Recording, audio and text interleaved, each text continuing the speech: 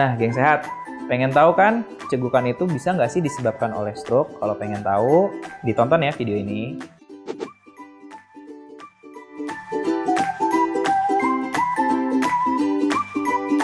Halo geng sehat, ketemu lagi sama saya Dr. Daniel Bramantio. Kalau kalian nggak pengen ketinggalan tentang informasi kesehatan dari channel Gue Sehat, jangan lupa subscribe sama nyalain loncengnya ya.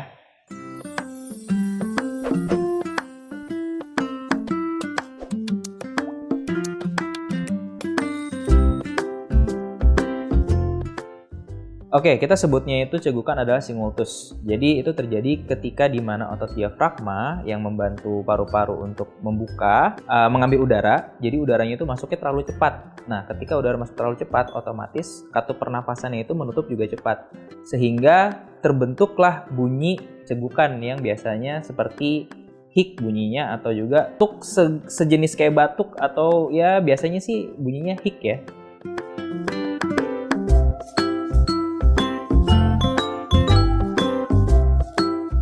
Ada berbagai penyebabnya. Jadi biasanya karena makanan pedas, lalu juga faktor stres juga bisa, atau juga makan terlalu cepat. Biasanya itu juga bisa menyebabkan cegukan.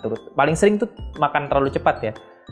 Atau minum-minuman yang terlalu dingin juga bisa menyebabkan cegukan seperti itu. Lalu juga ada beberapa faktor ya, dari faktor sekunder biasanya kita sebutnya.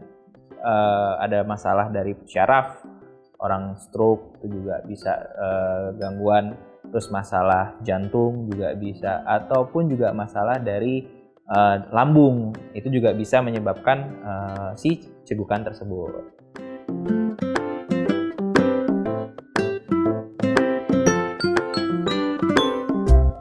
Sering cegukan bisa membuat kita pastinya tidak nyaman ya untuk kegiatan sehari-hari. Lalu juga bisa menyebabkan memang ada bahayanya, mungkin seperti terjadinya ya gagal nafas, atau misalnya kita merasa tercekik, atau misalnya kita ya paling parah sih biasanya nafas kita jadi tidak teratur ya, karena si cegukan ini tuh tidak bisa membuat ritme pernafasan yang normal seperti itu.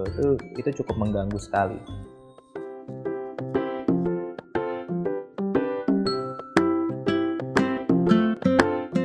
Cegukan sendiri itu memang ada yang cegukan dengan sementara atau cegukan yang berkepanjangan. Nah, kalau sementara kan biasanya memang sebentar ya, nggak terlalu lama. Mungkin karena emang ada faktor yang seperti makan terlalu cepat, atau misalnya dia makan makanan pedas. Nah, itu biasanya kan hanya bentuk sementara. Tetapi kalau misalnya cegukan yang cukup lama, seperti ada faktor predisposisinya, atau masalah dari lambung, atau masalah dari syarafnya dia, atau misalnya dari jantungnya juga. Nah, itu yang harus kita tangani gitu. Karena kan faktor predisposisinya ini yang harus kita perbaiki terlebih dahulu, seperti itu.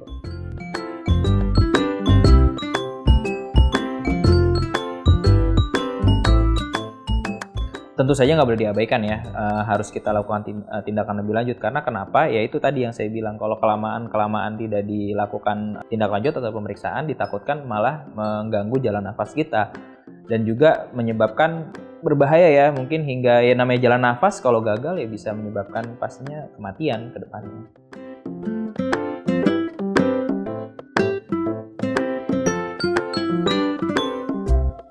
Ya betul, karena yang permasalahan syaraf ya, karena kan kalau orang stroke kan misalnya udah di otak nih, pecah pembuluh darah. Otak kan pusat persyarafan kita, jadi otomatis dia tidak bisa mengimpuls keadaan gimana caranya membuka si katup pernafasan dengan baik dan benar. Jadi harusnya pembukaan katupnya itu normal, jadinya dia tidak normal. Jadi ketika udaranya masuknya berapa, dia nutup. Terus harusnya dia nutupnya belakangan, atau misalnya ada jeda waktunya, jadi dia terlalu cepat nutup, jadi sehingga terbentuk si cegukan tersebut. Dan itu kan otomatis juga membahayakan ya, karena kan saluran pernapasannya berantakan seperti itu.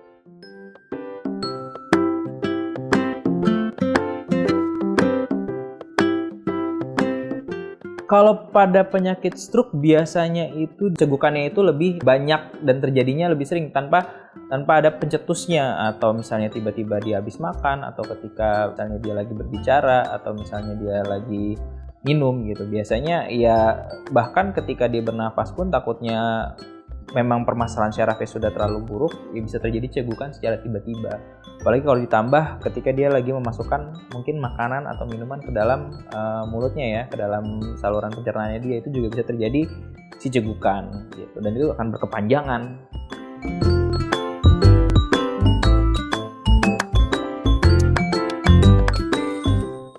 Ini artinya kita membahasnya cegukan yang sementara ya. Kalau untuk cegukan sementara itu kita bisa kita minum agar mungkin ada yang mengganjal di saluran pencernaan kita atau saluran pernapasan kita. Lalu juga bisa dengan menahan napas 10-15 detik, itu juga bisa. Lalu juga kita bisa melakukan namanya falsafah manuver. Itu gimana caranya? Biasanya kita tekan hidung kita. Lalu juga kita sudah menarik nafas nih, kita tekan hidung kita buang nafas kita melalui hidung. Jadi seperti ditahan gitu supaya terbuka tuh, tuba kita terbuka, lalu juga saluran nafas kita terbuka supaya udaranya itu yang terperangkap bisa keluar. Dan juga yang paling penting adalah jaga pola makan. Pola makan kita mungkin jangan yang terlalu pedas atau makannya jangan terlalu cepat, karena biasanya teman-teman yang cegukan paling sering itu karena mungkin makannya terlalu cepat. Ya mungkin karena makanan enak kali ya gitu.